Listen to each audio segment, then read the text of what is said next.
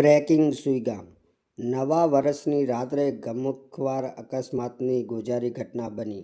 ખાનગી બસમાં મુસાફરોની ચીચિયારીઓ. ભારતમાલા હાઈવે પર ખાનગી બસ અને ટેન્કર વચ્ચે ગમખ્વાર અકસ્માત. રોંગ સાઈડમાં આવતા ટેન્કર ચાલકે ખાનગી બસને ટક્કર મારતા અકસ્માત સર્જાયો. અકસ્માતમાં ખાનગી બસમાં સવાર 20 વ્યક્તિઓ ઘાયલ, 3ના મોત. સુઈગામના સોનેત ગામ નજીક રાત્રિના સમયે મોતની ચીચિયારીઓ ગુંજી. જામનગરથી રાજસ્થાન તરફ જતી ખાનગી બસને સોનેત ગામ નજીક ભારતમાલા હાઈવે પર અકસ્માત નડ્યો. ઘાયલોને 108 મારફતે ભાભર, થરાદ સહિતની સરકારી ખાનગી હોસ્પિટલોમાં દાખલ કરાયા. મૃતકોને સુઈગામ સરકારી સામૂહિક આરોગ્ય કેન્દ્રમાં પીએમ અર્થે ખસેડાયા.